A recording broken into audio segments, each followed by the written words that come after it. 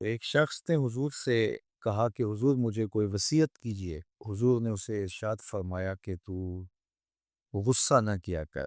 اس نے پھر کہا مجھے وصیت کیجیے، تو آقا کریم نے پھر فرمایا غصہ نہ کیجیے۔ اس نے پھر کہا، یہ بات ایک بار نہیں، اس نے کئی بار حضور سے پوچھی۔ وہ کوئی اور وصیت طلب کرنا چاہ رہا تھا کہ یہ تو ٹھیک ہے، کچھ اور وصیت بھی کیجیے۔ اس سے ایک تو اس شخص کی ذاتی صورتحال ایسی ہوگی، اور دوسری یہ ہے کہ اس نصیحت کی اہمیت کے پیش نظر کہ غصہ جب انسان کو آتا ہے تو وہ مغلوب ہو جاتا ہے اور بہت غلط فیصلے کر بیٹھتا ہے۔ اس لیے بار بار ایک نصیحت پر تاکید کرنا اور اس کا تکرار کرنا اس امر کی طرف توجہ دلاتا ہے کہ ہمیں معاملات کے اندر بہت معتدل رہنے کی ضرورت ہوتی ہے۔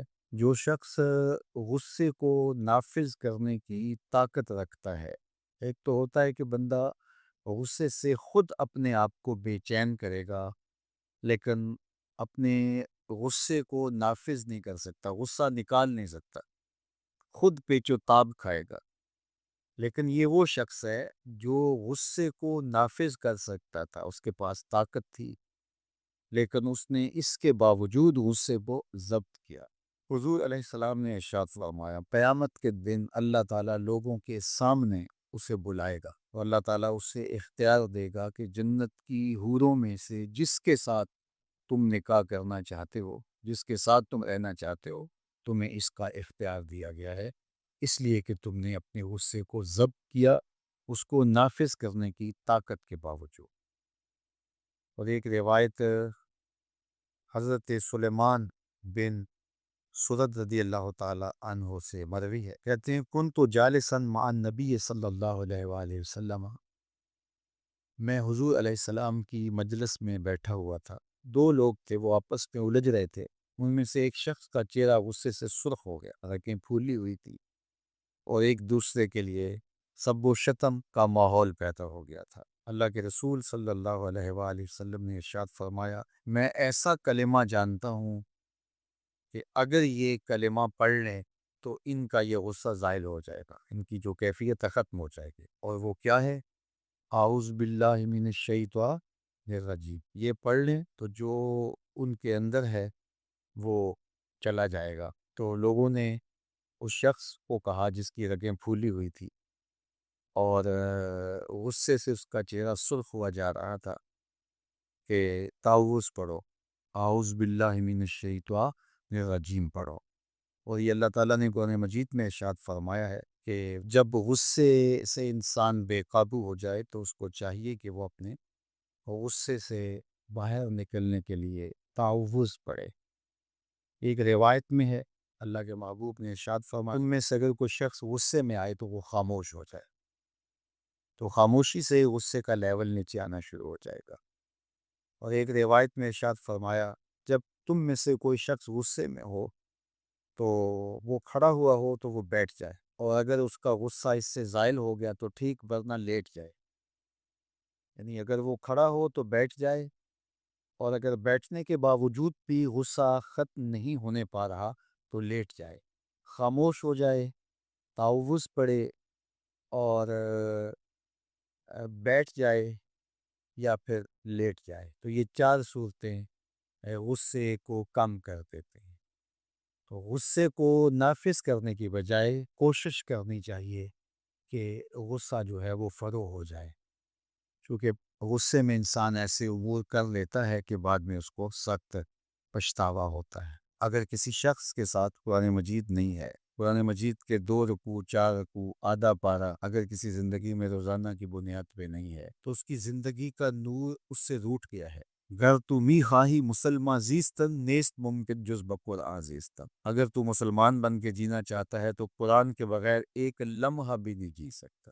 تو قرآن کو اپنی زندگی میں اس طرح داخل کر لیجئے گا کہ اٹھتے بیٹھتے چلتے پھرتے تمہارے ساتھ قرآن کی تعلیمات جڑی ہوں، کوئی دن قرآن مجید کی تلاوت سے خالی نہ ہو۔ ہمیں اس کی ترغیب دی گئی ہے، اور یہ خوش بختی کی علامت ہے کہ تمہارے ساتھ قرآن ہو۔ فرمایا گیا کہ وہ سینہ ایک قبرستان کی طرح ہے جس میں قرآن نہیں ہے۔ ایک تو قرآن مجید کی کچھ صورتوں کو باقاعدہ یاد کر کے اپنے سینوں میں نقش کرنا چاہیے، جس طرح سورۃ الملک ہے قرآن مجید کی دوسری صورتیں، اگر اس کے علاوہ بھی آخری پارہ جو ہے اگر سب یاد ہو جائے تو کم از کم آدھا پارہ آخری یاد کر لیں۔ سورہ الواقعہ ہے، سورہ یاسین قلب القرآن کہا گیا ہے، ایک مرتبہ سورہ یاسین پڑھنے سے 10 مرتبہ قرآن پڑھنے کا ثواب ملتا ہے۔ اور جو شخص اپنے دن کا آغاز سورہ یاسین سے کرتا ہے سارا دن وہ اللہ کی امان میں رہتا ہے۔ سورہ حشر کی آخری 3 آیات پڑھنے کی تلقین کی گئی ہے شام سویرے۔ جو شخص صبح کو پڑھ لیتا ہے سارا دن امان میں رہتا ہے، اور اگر وہ فوت ہو جائے تو زمرہ شہداء میں لکھا جائے گا۔ اور جو شام کو پڑھ لے ساری رات اللہ کی امان میں رہتا ہے، فرشتے دعائیں کرتے رہتے ہیں، اور اگر وہ فوت ہو جائے تو نام زمرہ شہداء میں لکھ دیا جاتا ہے۔ جمعہ کے دن سورہ کہف پڑھنے کی تلقین کی گئی ہے کہ ہر جمعہ المبارک کو سورہ کہف کی تلاوت کرو، تو قرآن زندگی میں شامل کیا جائے۔ یہ بدبختی سے بچاتا ہے، قبر میں روشنی لاتا ہے، اجالے لاتا ہے، اور سورہ کہف پڑھنے والے کی قبر میں روشنی ہوں، یہ قبر میں روشنی لے کے جائے۔ خاتون ہے تو وہ اچھے شوہر کو تلاش کرے جو کل بچوں کا اچھا باپ بن سکے، اور اگر مرد ہے تو وہ اچھی خاتون تلاش کرے جو کہ اچھی ماں بننے کی صلاحیت رکھتی ہو۔ اگر معاشرے میں ڈیمانڈ ہی ہوگی تو پھر یہ صلاحیتیں لوگ اپنے اندر پیدا بھی کریں گے۔ جب رشتوں کی ڈیمانڈ یہ نہیں رہے گی، ظاہری چمک دمک اور مال و دولت اور یہ ساری چیزیں ہوں گی، تو پھر ظاہر ہے اس کی طرف دوڑ لگ جائے گی۔ اور جب اوصاف حمیدہ اور اچھی عادات، دینداری اور یہ چیزیں عورت کے لیے معیار قرار پائیں گی، تو پھر رجحان فطری طور پہ ادھر ہو جائے گا۔ تو آج اگر ہمارے ہاں ان چیزوں کی کمی واقع ہو رہی ہے تو پھر اس کا سبب یہ ہے کہ ہمارے رجحان اور ہماری ترجیحات تبدیل ہو گئی۔ حضرت سیدنا عمر رضی اللہ تعالیٰ عنہ کا واقعہ آپ نے سنا ہوگا کہ آپ جب پہرا دے رہے تھے، راتوں کو گشت کیا کرتے تھے، تو ایک خاتون اپنی بیٹی سے کہہ رہی تھی کہ دودھ میں پانی ملاؤ تاکہ ہم زیادہ پیسے کما سکیں۔ تو اس لڑکی نے کہا کہ امیر المومنین حضرت عمر نے دودھ میں پانی ملانے سے منع کر رکھا ہے۔ تو اس خاتون نے کہا کہ عمر کون سا دیکھ رہا ہے؟ تو اس لڑکی نے کہا کہ عمر تو نہیں دیکھ رہا، عمر کا رب تو دیکھ رہا ہے۔ حضرت عمر رضی اللہ تعالیٰ عنہ بہت متاثر ہوئے اور اس دروازے پر نشان لگا دیا۔ واپس آئے، صبح ہوئی تو اپنے بیٹوں کو بلایا، اپنے بیٹے سے کہا کہ میں جو ہے وہ تمہارا ایک خاتون سے نکاح کرنا چاہتا ہوں۔ تو انہوں نے کہا کہ جس طرح آپ کی مرضی ہو۔ تو پھر آپ نے اس گھر پیغام بھیجا اور اس بیٹی کے رشتے کے لیے اس کی ماں سے کہا۔ تو حضرت عمر کے فرزند کا نکاح ہوا اس خاتون سے، ان سے ایک بیٹی پیدا ہوئی جس کا نکاح پھر عبدالعزیز سے ہوا، اور اس عبدالعزیز سے اور حضرت عمر کی پوتی سے پھر ایک بیٹا پیدا ہوا جس کا نام حضرت عمر بن عبدالعزیز۔ تو اچھی مائیں اچھی قوم دے سکتی ہیں۔ تو اچھی ماں کا انتخاب اس وصف پر آپ نے اپنے بیٹے کا نکاح کر دیا کہ یہ کس قدر اللہ سے خشیت اور اللہ سے خوف رکھنے والی خاتون ہے۔ حضور نے ارشاد فرمایا کہ نکاح کیا جاتا ہے 4 چیزوں کی وجہ سے، لمالہا، لجمالہا، لحسبہا۔ کسی کے مال کی وجہ سے نکاح کیا جاتا ہے، حسب و نسب کی وجہ سے نکاح کیا جاتا ہے، اسی طرح جو ہے وہ حسن کی وجہ سے نکاح کیا جاتا ہے۔ پھر فرمایا کہ جو ہے وہ دین کی وجہ سے نکاح کرنے کی پھر تلقین ارشاد فرمائی۔ اور دین سے مراد وہ خوبیاں ہیں جو دین ہمیں بتاتا ہے، وہ جہاں پائی جائیں۔ فرمایا جس کا اخلاق کو، جس کا دین تمہیں پسند آ جائے اس سے اپنی بیٹی کا نکاح کر دو۔ نکاح کے انتخاب کے لیے 2 چیزیں بیان، جس کا خلق اور جس کا دین تمہیں پسند آ جائے اس سے اپنی بیٹی کا نکاح کر۔ ابو الاسود الدؤلی زمانہ جاہلیت کا ایک شاعر گزرا ہے۔ ایک دن وہ اپنے بیٹوں سے کہنے لگا کہ میں تمہارے پیدا ہونے سے پہلے بھی اور تمہارے پیدا ہونے کے بعد بھی تمہارے اوپر بڑے احسانات کیے۔ تو بیٹوں نے کہا کہ ہمارے پیدا ہونے کے بعد کے احسانات تو سمجھ میں آتے ہیں، لیکن ہمارے پیدا ہونے سے پہلے آپ نے ہمارے اوپر احسان کون سا کیا ہے؟ تو ابو الاسود الدؤلی کہنے لگا اپنے بیٹوں کو، اپنی اولاد کو، کہ میں ایک شاعر ہوں، اور شاعر کی طبع کے اندر جو حسن پسندی ہے، تو بیوی کے انتخاب کے لیے اس کی اول ترجیح یہی ہونی چاہیے تھی۔ لیکن میں جب اپنی بیوی کی تلاش میں نکلا تو میں اس خیال سے تلاش کیا کہ جو میرے بچوں کی بہتر ماں بن سکے، تو میں نے اپنے جذبات کی قربانی دے کر تمہارے لیے اچھی ماں تلاش کی، اپنے لیے اچھی بیوی تلاش کرنے کی نسبت۔ تو میرا یہ وہ احسان ہے جو تمہارے پیدا ہونے سے قبل میں نے تمہارے اوپر کیا۔ کہا کہ اس کے رحیم ہونے کی یہ تھوڑی دلیل ہے کہ رب ہو کے بندوں سے بات کر رہا ہے۔ اس نے قرآن اتارا ہے اور رب ہو کے بندوں سے ہم کلام ہو رہا ہے اپنے محبوب کی وساطت سے، تو یہ اس کے رحیم ہونے کی دلیل ہے۔ تو یہ اس نے نازل کیا جو غالب بھی ہے، جو رحیم بھی ہے۔ لِتُنذِرَ قَوْمًا مَّا أُنذِرَ آبَاؤُهُمْ فَهُمْ غَافِلُونَ، تاکہ تم اس قوم کو ڈر سناؤ جس کے باپ دادا نہ ڈرائے گئے تھے، تو وہ بے خبر ہیں، وہ غفلت میں ہیں۔ حضرت امام فخر الدین رازی فرماتے ہیں یا ما نافیہ ہے یا پھر یہ ما مصدریہ ہے۔ جن لوگوں نے اس کا ترجمہ کیا ہے عمومی طور پہ مفسرین ادھر ہی گئے ہیں کہ یہ ما نافیہ ہے، تو مفہوم ہوا کہ محبوب آپ اس قوم کو ڈرائیں، مدتیں ہوئی ان کے آباء و اجداد کو بھی کسی نے ڈر نہیں سنایا تھا، تو وہ غفلت میں پڑ گئے ہیں۔ حضرت عیسیٰ علیہ السلام کے اٹھائے جانے اور حضور کے پیدا ہونے کے درمیان 571 سال کا فاصلہ ہے۔ پھر 40 سال کے بعد حضور نے اعلان نبوت کیا، تو 611 سال ہو گئے تھے کہ قوموں نے وحی کا اجالا نہیں دیکھا تھا، اور اتنی دیر اندھیرے میں رہنے کے بعد اب روشنی ان کو عجیب لگتی تھی۔ طویل مدت اندھیرے میں بیٹھے رہیں تو اچانک بجلی آ جائے تو پھر ایک دفعہ آنکھوں پر بوجھ ہوتا ہے، تو جو اتنا عرصہ کفر کے ظلمت قدے میں رہے اور اندھیروں سے نبھا کرنا ان کا مزاج بن گیا اور وہ ان کی فطرت بن گئی، جب وحی کا اجالا چمکا تو وہ انکار تو کریں گے، چونکہ وہ ان کی طبع کے اندر رچ بس گیا ہے اندھیرا۔ تو اب جس طرح چمگادڑ اندھیرے میں رہتی ہے تو سورج چڑھے تو وہ چھپ جاتی ہے، سورج کو دیکھ نہیں پاتی، آنکھیں بند کر لیتی ہے۔ تو اسی طرح جو لوگ اتنا طویل عرصہ اندھیرے میں رہے تھے، تو اب حضور کی نبوت کا سورج چمکا تو انہوں نے انکار تو کرنا ہی تھا، انہوں نے تو چھپنا ہی تھا، مخالفت تو کرنی تھی، اس لیے کہ اندھیرے کے خوگر بن گئے ہوئے تھے۔ فَهُمْ غَافِلُونَ، تو وہ غافل ہو چکے تھے، ان کی فطرت میں، ان کی طبع میں اور ان کے دل میں راسخ ہو چکے تھے اندھیرے۔ اب ان کو اچنبا لگتا تھا روشنی، روشنی عجیب لگتی تھی ان کو۔ ایک تو ہے اگر یہ ما نافیہ مانے، اور اگر اس ما کو مصدریہ مانے تو پھر اس کا مفہوم یہ ہوگا کہ محبوب آپ ان کو اسی طریقے اور اسی انداز سے ڈر سنائیں جس انداز سے ان کے آباء و اجداد کو ڈر سنایا گیا تھا۔ آپ کوئی نیا طریقہ نہیں لے کے آئے، جو پیغمبروں کا طریقہ پہلے تھا، تنذیر کا، تبشیر کا، آپ اسی طریقے پہ آئے ہیں، اور جس طرح وہ لوگوں کو اور قوموں کو ڈر سناتے رہے ہیں، آپ بھی اسی طریقے پہ ان کو تنذیر کریں، ان کو ڈر سنائیں، ان کو تبشیر کریں، ان کو پیغام حق دیں۔ یعنی آپ کا وہی طریقہ ہوگا جو آپ سے قبل پیغمبروں کا طریقہ رہا ہے، اور جس طرح ان کے آباء و اجداد کو ڈرایا گیا، پیغمبروں نے ان کے بڑوں کو ڈرایا، ان کو بھی آپ اسی طریقے سے ڈرانے کے لیے آئے ہیں۔ اور دوسرا مفہوم جو ما نافیہ کے ساتھ ہے کہ آپ اس قوم کو ڈرانے آئے ہیں، ان کو ڈر سنانے آئے ہیں، ان کو تنذیر کرنے آئے ہیں۔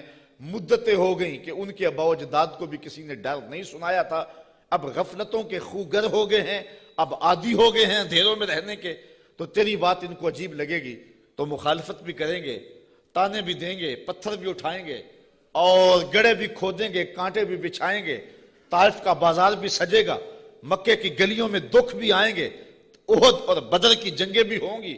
اس سخت حالات سے محبوب آپ کو گزرنا ہوگا، اس لیے کہ آپ کا پالا اس قوم سے پڑنے لگا ہے جن کے آباء و اجداد نے بھی مدتیں ہوئی روشنی نہیں دیکھی تھی، تو ان کے پاس جب آپ روشنی کا پیغام لے کے جائیں گے تو ان کو یہ بات عجیب لگے گی، اس لیے آپ ان کو تنذیر کرنے جا رہے ہیں۔ لَقَدْ حَقَّ الْقَوْلُ عَلَىٰ أَكْثَرِهِمْ فَهُمْ لَا يُؤْمِنُونَ، بے شک ان میں اکثر پر بات ثابت ہو چکی ہے کہ وہ ایمان نہیں لائیں گے۔ ابو جہل، ابو لہب، عتبہ اتیبہ اور کئی لوگ ہیں، یہ اتنے راسخ ہو چکے ہیں کفر میں، اور ان کے اندر اتنا زنگ چڑھ گیا ہوا ہے کہ محبوب یہ ایمان نہیں لائیں گے۔ آپ گھبرائیں نہیں، اپنے عمل تبلیغ کو جاری رکھیں، کٹھن حالات میں آپ روشنی کے دیے روشن کرتے چلے جائیں، اندھیرا چھٹتا چلا جائے گا، لیکن اکثر لوگ نہیں مانیں گے، مخالفت کریں گے، کھڑے ہو جائیں گے، مقابلہ کریں گے، بہت کچھ ہوگا۔ محبوب یہ بات طے شدہ ہے کہ آپ کی مخالفت ہوگی اور زیادہ لوگ نہیں مانیں گے۔ اِنَّا جَعَلْنَا فِي أَعْنَاقِهِمْ أَغْلَالًا، ہم ان کے گردن میں، ان کے گلوں میں طوق چڑھا دیے ہوئے۔ حضرت مولا کائنات سیدنا علی المرتضیٰ رضی اللہ تعالیٰ عنہ اپنے ان دونوں ہاتھوں کو یوں جوڑ کر کے اپنی گردن کے نیچے رکھا، تو جب گردن کے نیچے رکھا تو سر اوپر اٹھ گیا، تو فرمایا جس طرح گردن کے نیچے ہاتھ رکھنے سے گردن تن جاتی ہے اور سر اوپر اٹھ جاتا ہے، اللہ نے کافروں کے گلے میں یوں طوق چڑھا دیے ہیں کہ ان کی گردنیں اوپر کو اٹھی ہیں اور وہ چڑھتے ہوئے سورج نبوت کا دیکھ ہی نہیں سکتے ہیں۔ اچھا آگے لفظ بھی فرمایا فَهِيَ إِلَى الْأَذْقَانِ، اور وہ ٹھوڑیوں تک چڑھے ہوئے ہیں۔ فَهُمْ مُقْمَحُونَ، مقمحون عربی میں ایسے اونٹ کو کہتے ہیں کہ جس کو کھینچ لیا جائے، جس کی گردن کھینچ لی جائے اور وہ نیچے بھی نہ دیکھ سکے، دائیں بائیں بھی نہ گردن موڑ سکے، آنکھیں تاڑے لگ جائیں اور گردن اوپر کو اٹھی ہو، نیچے سبز چارہ بھی ہو تو اسے دکھائی نہ دے، اس کو کہتے ہیں ایبالن مقمحون، ایسا اونٹ کہ جس کی گردن اٹھی ہوئی ہے۔ اللہ کہتا ہے فہم مقمحون، یہ بھی مقمحون ہیں، ان کی گردنیں بھی اوپر کو اٹھ گئی ہیں، اس لیے محبوب نے کچھ سجائی نہیں دے رہا۔ مزید یہ وَجَعَلْنَا مِن بَيْنِ أَيْدِيهِمْ سَدًّا وَمِن خَلْفِهِمْ سَدًّا، ہم ان کے آگے بھی دیوار کر دی ہے، ان کے پیچھے بھی دیوار کر دی، دو دیواریں چن دی آگے پیچھے۔ فَأَغْشَيْنَاهُمْ، اور پھر ان کے منہ کے اوپر خول چڑھا دیے، فَهُمْ لَا يُبْصِرُونَ، تو وہ نہیں دیکھ سکتے۔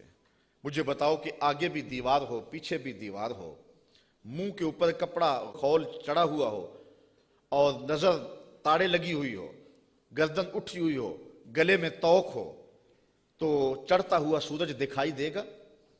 چمکتا ہوا چاند نظر آئے گا؟ ٹمٹماتے ہوئے ستارے سجھائی دیں گے؟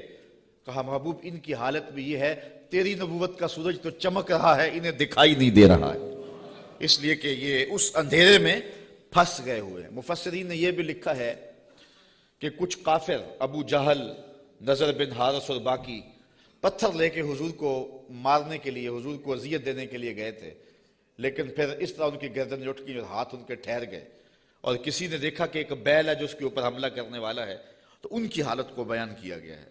تو اللہ فرماتا اب وہ دیکھ نہیں سکتے۔ وَسَوَاءٌ عَلَيْهِمْ أَأَنذَرْتَهُمْ أَمْ لَمْ تُنذِرْهُمْ لَا يُؤْمِنُونَ، اب برابر ہے کہ آپ ان کو ڈرائیں یا نہ ڈرائیں، یہ ایمان نہیں لائیں گے، اس لیے کہ اندھیرے جم گئے ہوئے ہیں۔ اب یہاں ایک سوال پیدا ہوتا ہے، اور وہ یہ کہ جب اللہ نے ان کو ایسا کر دیا ہوا ہے تو اب اگر ایمان نہیں لاتے ہیں تو پھر ان کا کیا قصور؟ کیونکہ اتنا طویل عرصہ نبی نہیں آئے، پیغمبر نہیں آئے، اندھیروں میں یہ خوگر ہو گئے، تو کہا نہیں ایسی بات نہیں ہے، بات یہ ہے کہ پیغمبر جب آئے تو انہوں نے تکذیب کر کے، پیغمبر کی توہین کر کے، نبی رحمت کی تضحیق کر کے، حضور کا انکار کر کے، اذیتیں دے کے اپنے لیے ایسا ماحول پیدا کر دیا کہ اللہ نے پھر ان کے دلوں پہ زنگ چڑھا دیے۔ اب یہ کچھ دیکھ نہیں سکتے، تو یہ نہیں تھا کہ ان کو روشنی دی نہیں گئی تھی، ان کو اجالا فطرتاً بھی دیا گیا تھا، انہوں نے اسے بھی مسخ کر لیا، اور ان کو روشنی پیغمبر رحمت کے ذریعے سے بھی آئی تھی، انہوں نے اس کا بھی انکار کر دیا۔ اب اس حالت میں پہنچ گئے پیغمبر کی توہین کی وجہ سے کہ رب کی غیرت بھی جوش میں آئی، رب نے دیواریں چن دی، اب کچھ دکھائی دے نہیں رہا۔ یار اس سے بڑھ کر کیا بات ہے کہ چاند ٹکڑے ہو کے قدموں میں آئے اور یہ پھر بھی نہ مانے، سورج پلٹ کے عصر کے وقت پہ آئے، یہ پھر بھی نہ مانے، ابو جہل مٹھی میں کنکر لے کے آئے اور کہے آپ اللہ کے رسول ہیں، بتاؤ میری مٹھی میں کیا ہے، تو حضور بول کے کہیں میں بتاؤں یا جو مٹھی میں وہی بتا دے، تو اب بھی وہ نہ مانے اور کہے ھذا من سحر ابن ابی کبشہ، یہ ابو کبشہ کا جادو ہے جو سر چڑھ کے بول رہا ہے۔ تو یہ ان کے آگے پیچھے دیواریں نہیں ہیں تو اور کیا ہے، ورنہ اتنے واضح دلائل دیکھنے کے باوجود بھی ان کو نظر نہیں آ رہا، یا رشتہ دار بھی ہیں لیکن نظر نہیں آ رہا، پاس بیٹھتے بھی ہیں نظر نہیں آ رہا، اور بلال حبشے سے دیکھ رہا ہے، سلمان کو فارس سے دکھائی دے رہا ہے، اور صہیب کو روم سے نظر آ رہا ہے، کول ہندیاں بھی کہیں اپنا نہ جانے، دل والے آکھیا دلدار آگے۔ تو یہ اپنی اپنی قسمت کی کہانی ہے، تو کہا محبوب آپ ان کو ڈرائیں یا نہ ڈرائیں یہ ایمان نہیں لائیں گے۔ انما تنذر من اتبع الذکر وخشی الرحمن بالغیب فبشرہ بمغفرۃ واجر کریم۔ اچھا سوال پیدا ہوتا ہے جب لوگ تو ایمان لائیں گے نہیں، لوگ تو مانیں گے نہیں، انکار پہ انکار کرتے جائیں گے، دل اندھے ہو گئے ہیں، آگے پیچھے اوپر نیچے پردے ہی پردے ہیں، تو پھر تبلیغ کیوں کی جائے؟ تبلیغ عمل جاری کیوں رکھا جائے؟ جب زمین ہی بنجر ہے تو پھر بیج کیوں ڈالا جائے؟ جب زمین ہی جو ہے وہ شور اور کلر ہے تو پھر می برسنے سے ہوگا کیا؟ تو پھر تبلیغ کا عمل رک جانا چاہیے۔ کہا محبوب نہیں، تیرے کرم کا می برستا رہنا چاہیے، تیرے کرم کا می جو ہے وہ ان کے اوپر نازل ہوتا رہنا چاہیے۔ یہ نہیں مانیں گے، ایسے بھی ہیں۔ انما تنذر من اتبع الذکر، محبوب آپ اس کو ڈر سناؤ جو نصیحت کے پیچھے پیچھے چلے۔ ایک وہ ہے جو سنتے نہیں، اور ایک ہے جو جھولیاں پھیلا کے پیچھے پیچھے آ رہے ہیں۔ ایک وہ ہے کہ آپ سناتے ہیں، کانوں میں انگلیاں ٹھونس لیتے ہیں، اگر سنائیں تو پھر بھی ایک کان سے سن کے دوسرے کان سے نکال لیتے ہیں۔ اور ایک وہ بھی ہیں کہ تو پہاڑ کی چوٹی پہ بیٹھا ہے اور محبت والا، آنکھوں میں ظاہری روشنی بھی نہیں رکھتا۔ عبداللہ ابن مکتوم حضور کی خوشبو سونگ سونگ کے پتھروں پہ اوپر چڑھتا ہوا پہاڑ پہ پہنچ جاتا ہے اور آپ کی چوکھٹ پہ جولی پھیلا کے کہتا ہے کہ یا رسول اللہ علمنی ما علمک اللہ، اللہ نے جو آپ کو دیا میری جھولی میں بھی ڈال دیجئے۔ ایک سن نہیں رہے اور ایک پیچھے پیچھے آ رہا ہے۔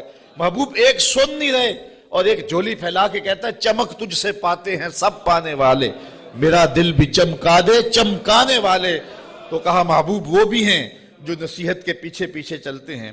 وَخَشْيَ الرَّحْمَانَ بِالْغَیب، اور رحمان کو بن دیکھے رحمان سے ڈرنے والے، یہ لوگ ہیں جو تیری نصیحت کو قبول کریں گے، تیری بات کو قبول کریں گے۔ اللہ نے مختلف طبائع بنائی ہیں، سویر سے لے کر شام تک۔ ہماری نوکری بھی قرآن کی ہی ہے، تو دیکھتے ہیں کہ کئی جگہوں پہ ایسا بھی ہوتا ہے کہ لوگ توجہ نہیں کر رہے ہوتے چونکہ انہیں قرآن کی لذت ہی نصیب نہیں ہوتی، اور کچھ ایسے ہوتے ہیں کہ وہ آنکھ کا جھپکنا بھی بوجھ سمجھتے ہیں کہ کوئی ایک لفظ بھی ادھر نہ چلا جائے۔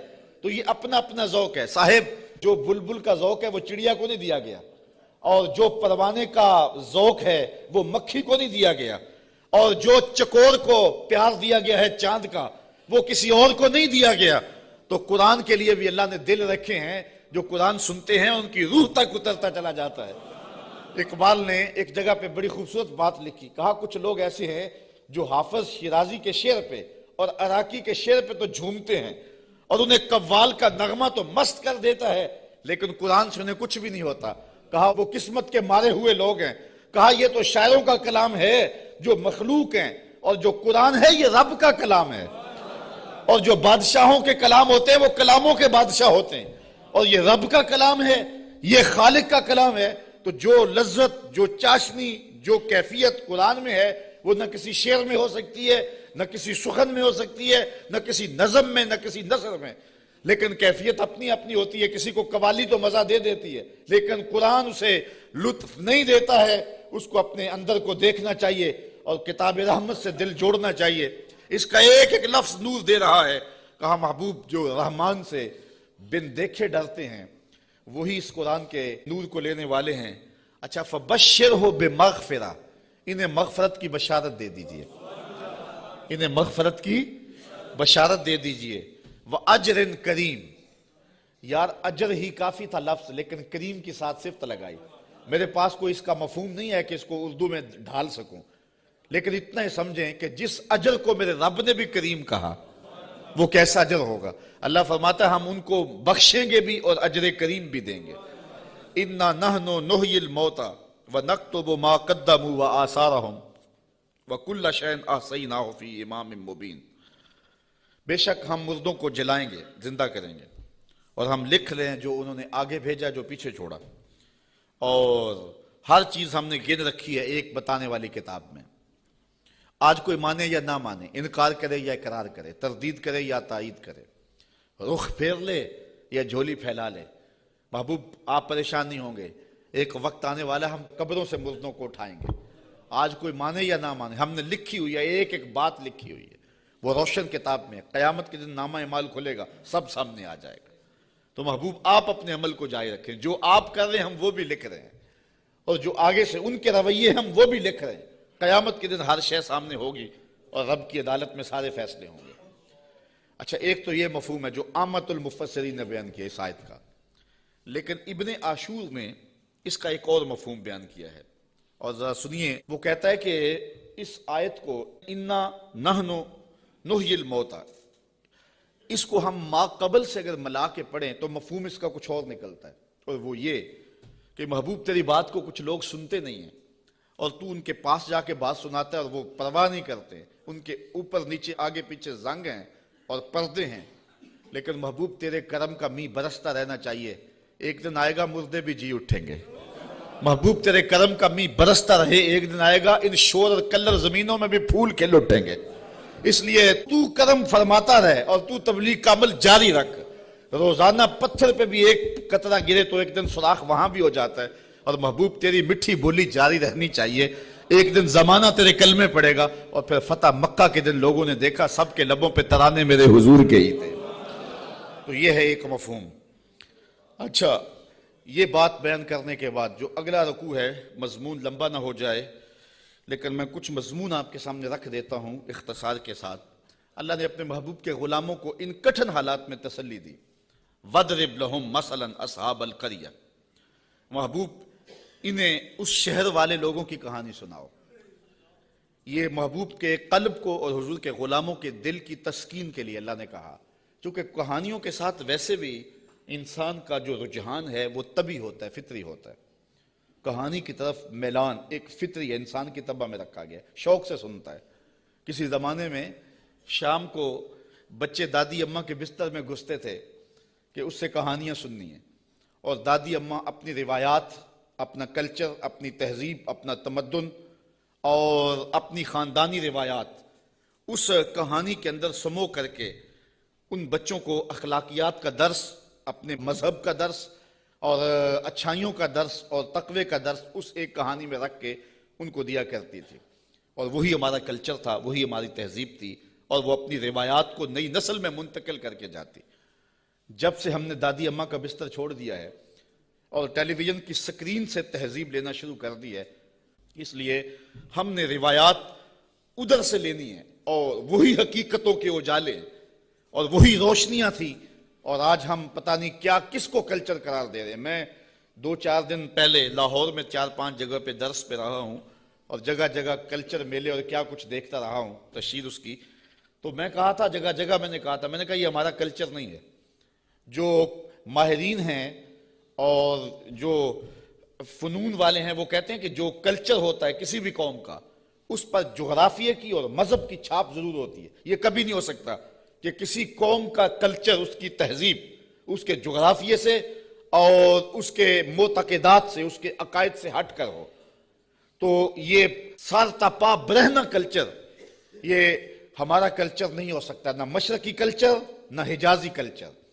ہمارا کلچر مغرب کی ہواؤں سے نہیں پھوٹتا، مدینے کی فضاؤں سے پھوٹتا ہے۔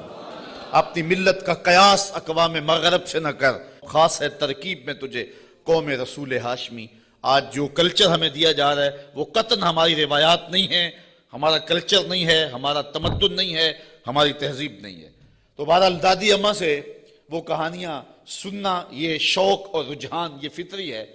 تو اللہ تعالیٰ نے قرآن مجید میں کئی کہانیاں ہماری ہدایت کے لیے بیان کی ہیں، اور یہ کہانی بھی وَضْرِبْ لَهُمْ مَثَلًا أَصْحَابَ الْقَرْيَةِ، محبوبی نے اس بستی کے لوگوں کی کہانی سنائے۔ وہ ایک بستی تھی جس کا نام تھا انطاکیہ، اور یہ شام کے غربی علاقے میں واقع ہے۔ وہاں اللہ نے 2 رسول بھیجے ان لوگوں کی ہدایت کے لیے۔ خوشحال بستی تھی، اللہ نے 2 رسول بھیجے، انہوں نے دونوں کا انکار کر دیا۔ اللہ نے ان کی تائید کے لیے تیسرا رسول بھیجا، انہوں نے اس کا بھی انکار کر دیا، حتیٰ کہ ان نبیوں کی تکذیب کی، انہیں گالیاں دی، اور پتھر لے کر ان نبیوں کو شہید کرنے پر آمادہ ہو گئے۔ جب نبیوں کو قتل کرنے لگے تو شہر کے ایک کنارے پر ایک شخص رہتا تھا، اسے جب پتہ چلا کہ یہ نبیوں کو قتل کر رہے ہیں میری قوم کے لوگ، تو تھا تو وہ مسکین آدمی، لیکن اس کے دل میں جذبہ جاگا، وہ وہاں سے دوڑتا ہوا آیا اور اپنی قوم کو کہنے لگا تم قتل کرنے لگے ہو، میں کہتا ہوں ان کے قدم چومو۔ تو وہ جتنے پتھر تھے ان نبیوں پر برسنے کے لیے آمادہ تھے وہ اس شخص پہ برس گئے، اور پھر وہ شہید ہو گیا۔ پھر اس کی لاش سے آواز کیا آئی، یہ قرآن کی بولی ہے۔ ذرا توجہ کر لیں، میں اس کی تفصیلات میں تو نہیں جاؤں گا، لیکن اختصار کے ساتھ مضمون آپ نے سن لیا۔ اب قرآن کا لہجہ دیکھیے، وَضْرِبْ لَهُمْ مَثَلًا أَصْحَابَ الْقَرْيَةِ، محبوب نے اس بستی کے لوگوں کی کہانی سنائیے اذ جاء المرسلون، جن کے پاس رسول آئے، اذ ارسلنا الیہم اثنین، ہم نے ان کی طرف 2 رسول بھیجے، فکذبوہما، اس قوم نے ان دونوں کی تکذیب کر دی، فعززنا بثالث، ہم نے تیسرا بھیجا، فقالوا انا الیکم مرسلون، ان رسولوں نے کہا کہ ہم تمہاری جانب رسول بن کے آئے ہیں۔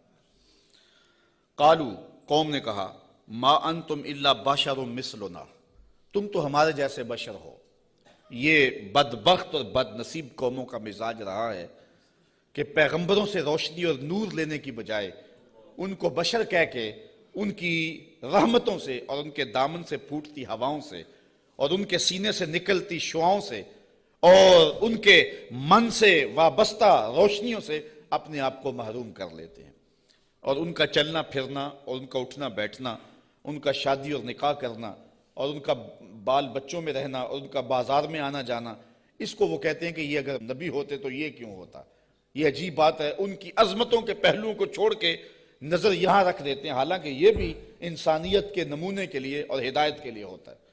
یہاں میں بہت لمبی بات نہیں کروں گا، اگرچہ یہ عنوان ایک لمبی گفتگو کا متحمل ہے۔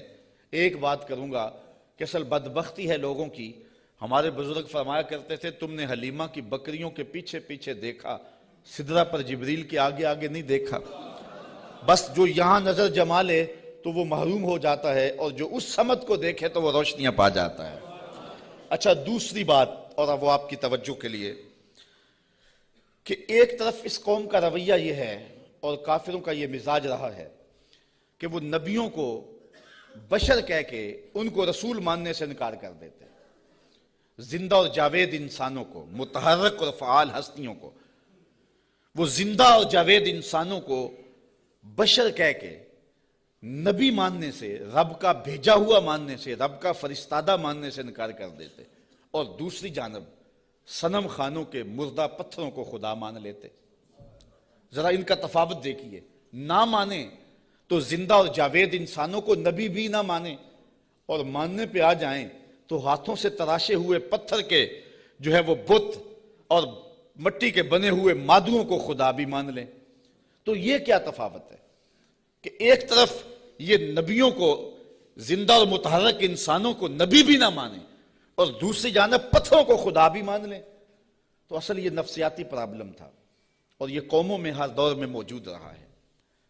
سادہ سا جواب ہے، یہ لمبی یہاں بھی بحث چاہیے، لیکن سادہ سا جواب ہے کہ صنم خانوں کے مردہ پتھروں کو ماننے میں مفادات پہ زیادہ نہیں پڑتی۔ انسان کی زندگی میں وہ مردہ پتھر اور بت دخل اندازی نہیں کرتے، انسان کی انا پر چوٹ نہیں لگاتے۔ ایک پجاری زانی ہو، شرابی ہو، ڈاکو ہو، جو مرضی کرے، کبھی پتھروں نے بول کے نہیں کہا کہ یہ کیا کر رہے ہو، ہمیں بھی پوچھتے اور یہ کیا رویے رکھے ہوئے۔ ان کی جھوٹی انا کا بت بھی پلتا رہتا اور وہ سجدے بھی کرتے۔ تو بتوں کو ماننے سے ان کو اپنی زندگی بدلنی نہیں پڑتی تھی، اپنے رویے بدلنے نہیں پڑتے تھے، اور ان کی سوچوں پر کوئی پہرا نہیں تھا، ان کے خیالوں پر کوئی قدغن نہیں تھی، طرز حیات پر کوئی دخل نہیں تھا، اس لیے بتوں کو ماننے میں کوئی پریشانی نہیں تھی۔ اور نبیوں کو ماننے کا مقصد یہ تھا کہ سر سے لے کر پاؤں تک زندگی کے ایک ایک لمحے کو، معاشرت سے لے کر کے نجی زندگی سے لے کے سیاسی زندگی تک سب کچھ بدلنا پڑتا تھا، اور اپنی خواہشات کے جنازے کندھوں پہ اٹھا کے دفن کرنے کے بعد پھر نبیوں کے قدم چومنے پڑتے تھے۔ اس لیے نبیوں کو ماننے میں پرابلم تھا اور بتوں کو ماننے میں کوئی پرابلم نہیں تھا، اس لیے کہ بتوں کو ماننے میں کوئی مفادات پہ زیادتی نہیں پڑتی تھی، اور نبیوں کو ماننے کا مقصد یہ تھا پھر اپنی خواہش چھوڑنی پڑتی تھی۔ تیرے ہندیاں سندیاں محبوبہ، میں کافر ہوں جے میں ہوں، پھر تو اپنا آپ چھوڑنا پڑتا تھا نا۔ اس لیے وہ انسانوں کو نبی ماننے کے لیے تیار نہیں تھے اور پتھروں کو خدا ماننے کے لیے آمادہ ہو جاتے۔ آج بھی یہ نفسیات ہمارے اندر بھی پائے جاتے ہیں۔ ایک شخص 70 سال حدیث رسول پڑھاتا رہا، 80 سال اس نے قرآن کی نوکری کی، تو لوگ اس کے گرد اتنی تعداد میں جمع نہیں ہوتے، اور ایک بندہ دونی رما کے تموڑی شاہ بیٹھ جاتا ہے اور ساری قوم اس نانگے کے پیچھے بھاگ جاتی ہے، تو کچھ لوگ کہتے ہیں کہ پتہ نہیں اس میں کمال کیا ہے، کرنٹ کیا ہے۔ صاحب، بات کرنٹ کی نہیں ہے، مفادات پہ زد نہیں پڑتی، اور اس شخص کے پاس آنا ہے تو زندگی بدلنی پڑتی ہے۔ اس لیے ان مردوں کو ماننے میں حرج نہیں ہے، اور ان فعال اور زندوں کو ماننے میں اپنی خواہشات کا جنازہ اٹھانا پڑتا ہے۔ لہذا انسان کا رجحان ادھر نہیں ہوتا ہے، انسان کا رجحان ادھر ہوتا ہے۔ یہ ایک انسان کی فطرت ہے۔ اس بات کو سمجھانے کے لیے میں آپ کو ایک بات سناؤں گا۔ میرا ایک دوست ہے پرانا، تو بچپن میں جن سے تعلق رہا ہو تو وہ کم ہی کسی کے لیے اعتقاد کا رشتہ رکھتے ہیں، لیکن یہ اللہ کا فضل ہے کہ میرے لیے اس کے دل میں بڑی محبت، حتیٰ کہ میرے ساتھ اس کا روحانی تعلق بھی ہے۔ تو اس کا ایک دوسرا دوست ہے، اور وہ میرا بھی دوست، اور وہ بہت زیادہ پڑھ لکھ بھی گیا ہے اس کی طرح۔ تو اس نے کہا یار دیکھ، میں بھی ایک اعلیٰ منصب پہ ہوں اور حضور کی سنت چہرے پہ ہے، تو تیرے دل کے اندر بھی اس شخص کے لیے محبتوں کے جذبے ہیں، تو بھی میری طرح اس شخص کے ساتھ اپنا باطن کا تعلق قائم کیوں نہیں کر لیتا؟ یہ ایک مرید کے دل میں خواہش ہوتی ہے کہ دوسرا شخص بھی میرے پیر سے وابستہ ہو جائے۔ اس فطری خواہش کے تحت اس نے اس کو دعوت پیش کی۔ تو اس نے جو جواب دیا، وہ جواب اس آیت کے مفہوم کو سمجھنے میں مدد دے گا۔ اس نے کہا کہ میں کبھی کبھی اس کی تقریر سنتا ہوں تو یار میں حساس سا آدمی ہوں، رات کو سو نہیں سکتا، تو جس کی تقریریں مجھے سونے نہیں دیتی، اگر میں اس سے تعلق جوڑ لیا وہ تو مجھے زندہ مار دے گا۔ اس لیے مجھے تو پیر ایسا چاہیے کہ جو سرانے کے نیچے رکھ کے آرام سے سو بھی سکوں، اور جس کو چاہوں تو لپیٹ کے جیب میں ڈال بھی سکوں، اس کے ساتھ تعلق کا یہ رشتہ مجھ سے تو نہیں نبھایا جائے گا۔ تو انسان چاہتا ہے، انسان کی طبع ہے، انسان کی فطرت ہے، جہاں مفادات پہ زد نہ پڑتی ہو تو لوگ وہاں دوڑتے ہیں، اور جہاں مفادات پہ زد ہوتی ہو، جہاں اپنا آپ بدلنا ہوتا ہے، وہاں صائب فکر کے لوگ ہی جاتے ہیں۔ وہ تھوڑے بھی ہوں، زیادہ بھی ہوں، اس سے غرض نہیں ہے، لیکن ہوتے صائب ہیں۔ تو ان کافروں کا مزاج یہ تھا کہ پیغمبروں کی یہ کہہ کے تکذیب کر دی کہ تم تو بشر ہو، اور صنم خانوں کے مردہ پتھروں کو خدا ماننے لگ جاتے۔ وما انزل الرحمن من شیء، کہنے لگے تمہارے اوپر رحمان نے کچھ نہیں اتارا۔ ان انتم الا تکذبون، تم تو معاذ اللہ جھوٹ بولتے ہو۔ گالیاں دی، برا بھلا کہا، تکذیب کی نسبت کر دی۔ اچھا، جو شریف آدمی ہوتا ہے اس کا بھی اپنا مزاج ہوتا ہے۔ شریف آدمی سے کوئی الجھ بھی پڑے تو وہ اپنی شرافت کے دائرے سے نیچے نہیں آ سکتا۔ وہ کسی کو گالی بھی دے تو وہ بھی شائستہ انداز کے اندر اس کو سخت لفظ نہیں دیتا، چونکہ اس کی زبان متحمل نہیں ہوتی سخت لفظ کی۔ وہ شیخ سعدی نے لکھا ہے کہ ایک شخص کو کتے نے کاٹ لیا، تو وہ رات کو کرا رہا تھا، تو اس کی ایک چھوٹی سی بیٹی تھی، تو اس نے دیکھا کہ بار بار میرا باپ اٹھ کے کرا رہا ہے، تو اس نے غصے سے کہا، جب باپ چپ ہی نہیں کر رہا تھا، کرائے جا رہا تھا، کہا بابا بابا تو دندہ نہ داری، تجھے کتے نے جب کاٹا تھا تو تیرے دانت نہیں تھے؟ اس نے کہا پتر جب کتا کاٹے تو کتے کو آگے سے کاٹا نہیں جاتا۔ تو جو شریف آدمی ہوتا ہے وہ گالی کا متحمل نہیں ہوتا، اور کوئی سخت لفظ بھی کہے تو اس کو بھی تول کے بولتا ہے۔ اب ان کافروں نے تو گالیاں دی، پیغمبروں کو برا کہا، تکذیب کر دی۔ پیغمبروں نے جواب کیا دیا، ذرا سنیں اور زندگی کا حسن دیکھیں اور اچھے لوگوں کی عادات دیکھیں۔ اللہ اکبر۔ تو ان پیغمبروں نے کہا قالوا ربنا یعلم انا الیکم لمرسلون، ہمارا رب جانتا ہم رسول ہیں۔ ایک تو بات یہ، اور دوسری بات تم مانو نہ مانو تمہاری ضرورت بھی نہیں ہے، جب ہمارا رب جانتا ہے کہ ہم رسول ہیں۔ یہاں بات سمجھانے کے لیے مجھے پھر ایک مثال دینا پڑے گی۔ اوچ شریف سے بزرگ تشریف لائے راول پنڈی، تو علاقہ بھر کے جو سادات تھے وہ اپنے اپنے شجرے لے کر کے تصدیق کے لیے ان کے پاس پہنچے، چونکہ یہ جد امجد ہیں سادات کے۔ تو پیر میر علی شاہ صاحب نہیں گئے، تو کسی نے پیر صاحب سے کہا کہ حضرت سارا زمانہ آیا ہے اور اپنے شجروں کی تصدیق کروائی ہے، آپ نہیں گئے؟ تو پیر میر علی شاہ رحمۃ اللہ تعالیٰ علیہ فرمانے لگے کہ میں وادی ہمراہ میں تھا، میری عصر کی سنتیں قضا ہو گئی، سویا تو حضور خواب میں ملے، اور آقا کریم نے فرمایا سید ہو کے عصر کی سنتیں چھوڑتے ہو؟ تو کہا میرے لیے یہ سند ہی کافی ہے کہ حضور نے کہہ دیا سید ہو کے عصر کی سنتیں چھوڑتے ہو، جب حضور نے سید کہہ دیا اب مجھے کسی اور کی تصدیق کی لوڑ ہی نہیں ہے۔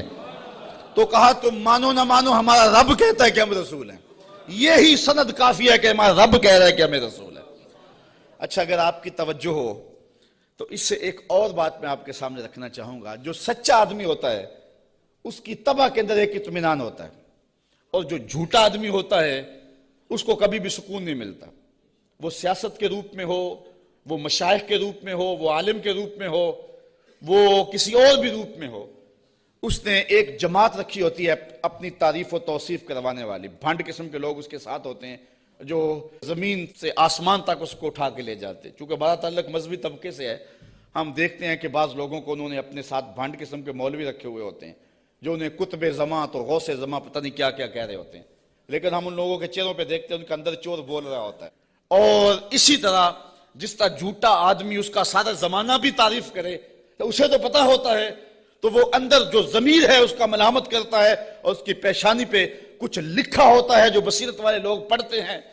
اسی طرح جو سچا آدمی ہوتا ہے سارا زمانہ مخالفت بھی کرے اور زمانہ گالیاں بھی دے، سچ اس کی پیشانی پہ بول رہا ہوتا ہے، اسے کوئی ضرورت نہیں ہوتی کہ کوئی مجھے کہے کہ تو اچھا ہے، سارا زمانہ مخالف بھی ہو جائے اسے یہ پرواہ نہیں ہوتی۔ انہوں نے کہا تم مانو یا نہ مانو، ربنا یعلم، ہمارا رب جانتا ہے کہ ہم اس کے رسول ہیں، ہمارے سے ڈگری لینے کی ہمیں ضرورت بھی نہیں ہے، ہمارا رب جانتا ہے کہ ہم رسول ہیں۔ وما علینا الا البلاغ المبین، انہوں نے کہا ہمارا اتنا کام تھا وہ ہم نے کر دیا، ہمارا کام تھا تبلیغ کرنا اور وہ کھلی تبلیغ ہم نے کر دی۔ یہ آپ ہر خطیب سے سنتے ہیں، جب تقریر ختم ہوتی ہے تو آخر میں کہا جاتا ہے وما علینا الا البلاغ المبین۔ تو یہاں میں ایک جملہ کہنا چاہوں گا، اگر کوئی شخص قرآن و حدیث بیان کرنے کے بعد کہے وما علینا الا البلاغ المبین پھر تو بات جچتی ہے، اور اگر کوئی 1 گھنٹہ لطیفے سنانے کے بعد اور جغت بازی کرنے کے بعد لوگوں کی پگڑیاں اچھالنے کے بعد پھر کہے وما علینا الا البلاغ المبین تو بھلا بات جچے گی؟ بات تو تبھی جچے گی جب ان پیغمبروں کے مشن کو ادا کرے اور پھر کہے وما علینا الا البلاغ المبین۔ انہوں نے کہا ہمارا کام اتنا تھا کہ ہم نے تمہارے تک تبلیغ کر دی، اب تمہاری مرضی مانو یا نہ مانو۔ قالوا انا تطیرنا بکم لئن لم تنتہوا لنرجمنکم ولیمسنکم منا عذاب علیم۔ کہنے لگے معاذ اللہ ہم تمہیں منحوس سمجھتے ہیں، نحوست کی نسبت ان نبیوں کی طرف کر دی۔ اور مفسرین نے لکھا ہے کہ بارش بھی زیادہ ہو جاتی تو کہتے ہیں ان کی وجہ سے، کبھی دھوپ کڑاکے کی لگ جاتی تو کہتے ہیں ان کی وجہ سے، کبھی کوئی چلتے چلتے کوئی گر جاتا تو کہتے ہیں ان کی وجہ سے، یعنی جو بھی انہیں کوئی تکلیف پہنچتی تو وہ الزام دیتے پیغمبروں پہ کہ یہ آئے ہیں 3 لوگ ہماری بستی میں، اس وجہ سے ہمیں یہ تکلیفیں آ رہی ہیں۔ انہوں نے کہا لئن لم تنتہوا، اگر تم نہ رکے باز نہ آئے۔ اس قوم نے ان 3 پیغمبروں کو الٹیمیٹم دیا، اگر تم نہ رکے تبلیغ کا عمل نہ چھوڑا لنرجمنکم، ہم تمہارے اوپر پتھر برسائیں گے، ولیمسنکم منا عذاب علیم، اور بے شک ہمارے ہاتھوں تم بہت دکھ میں مبتلا ہو جاؤ گے، تمہیں بڑی سزا دیں گے، تکلیف دیں گے۔ انہوں نے جواب میں کیا کہا؟ قالوا طائرکم معکم، کہا تمہاری نحوست تمہارے ساتھ، تمہاری نحوست تمہارے ساتھ ہی ہے۔ اَإِن ذُكِّرْتُمْ، تم یہ سب کچھ اس لیے کر رہے ہو کہ ہم تمہیں نصیحت کر رہے ہیں، ہم تمہیں ڈرا رہے ہیں، تمہیں ہم تذکیر کر رہے ہیں، اور جس کے اندر چور ہو تذکیر اس کو دکھن دیتی ہے اور اس کو تکلیف ہوتی ہے۔ بل انتم قوم مسرفون، تم حد سے تجاوز کرنے والے لوگ ہو۔ اچھا جب انہوں نے یہ کہا تو قوم نے پتھر پکڑ لیے، کسی نے چھری پکڑی ہے، کسی نے تلوار پکڑی ہے، کسی نے ٹوکا پکڑا ہے، کسی نے کلہاڑا پکڑا ہے، کسی نے پتھر پکڑے ہیں، کسی نے ڈنڈا پکڑا ہے، جو کسی کے ہاتھ میں آیا میدان میں لے آئے 3 پیغمبروں کو اور ان کو قتل کرنے کے لیے قوم امڑ آئی۔ اب جب ان پیغمبروں کو شہید کرنے کے لیے لوگ آمادہ ہوئے تو پھر شہر کے کنارے وہ شخص آیا، میں بالکل چھوٹا تھا، 12 یا 13 سال کی عمر ہوگی، میرے والد گرامی رحمت اللہ تعالی علیہ فجر کی نماز میں سورہ یاسین پڑھا کرتے تھے، اور جب اس آیت پہ آتے تو حالت ان کی بھی ہوتی کہ بلک بلک کے رو پڑیں گے، اور مجھے بھی نہیں پتا کہ دل میں کیا اترتا تھا، اس وقت تو پتہ نہیں تھا، چھوٹے تھے، لیکن بعد میں جب مفہوم سمجھ میں آیا تو پھر پتہ چلا کہ اس آیت میں کیا ہے۔ اس کا ترجمہ تو میں آپ کے سامنے رکھوں گا ہی، لیکن آپ لفظوں پہ بھی غور کرنا، لفظوں کی کشش کیا ہے۔ وہ حبیب نجار نامی شخص تھا جو شہر کے کنارے ایک جو ہے وہ غار میں رہتا تھا، اور جب یہ انطاکیہ میں پیغمبر داخل ہوئے تو سب سے پہلے ملاقات اس سے ہی ہوئی۔ اس کو 70 سال ہو گئے تھے، ایک بیماری میں مبتلا تھا اور روزانہ بتوں کے آگے ہاتھ جوڑ کے معافی مانگتا تھا اور اپنی شفا کا عرض کرتا تھا۔ تو پیغمبروں نے جب توحید کی دعوت دی، بتوں کو چھوڑنے کا کہا، تو اس نے کہا کہ تمہارا رب کیا کر سکتا ہے؟ کہا کہ جن بتوں سے 70 سال ہو گئے تو معافی مانگتا ہے اور شفا مانگتا ہے، انہوں نے نہیں دی، ہمارا رب تجھے ایک لمحے میں شفا دینے پہ قادر ہے۔ اس نے کہا کیسے؟ ان پیغمبروں نے ہاتھ اٹھائے۔ اچھا یار، پیغمبر تو ایک ہی ہاتھ اٹھا لے اور پھر 3 پیغمبروں نے ہاتھ اٹھائے ہوں گے تو پھر کیفیت تو کچھ اور ہی ہوئی ہوگی۔ اچھا، اس کی بیماری ختم ہو گئی، فوراً ٹھیک ہوا، اپنے گھر میں رہ کے ذکر فکر میں لگا رہتا تھا۔ یہ پیغمبر تبلیغ کرتے رہے۔ جب قوم نے ان پیغمبروں کو شہید کرنے کا ارادہ کر لیا، وہ دور شہر کے کنارے پہ رہتا تھا اور اس کا گھر کوئی اونچائی پہ تھا اور کسی غار میں رہتا تھا۔ اس نے دیکھا کہ میدان میں لوگ جمع ہیں اور نبیوں کو شہید کرنے پہ آمادہ ہیں، پھر وہ وہاں سے آیا۔ اب قرآن کے لفظ یہاں دیکھیے، یہی حبیب نجار صاحب یاسین ہے۔ ذرا غور تو کرو، قرآن کی نوکری کرنے والوں، دعوت دین دینے والوں، اپنے آپ کو بہت بڑا سمجھو اس اعتبار سے کہ تمہیں یہ سعادت مندی نصیب ہوئی ہے۔ اللہ نے کس اہتمام سے شخص کا ذکر کیا۔ پھر کیا ہوا؟ وَجَاءَ مِنْ أَقْصَى الْمَدِينَةِ رَجُلٌ يَسْعَى، شہر کے پرلے کنارے سے ایک مرد دوڑتا ہوا آیا۔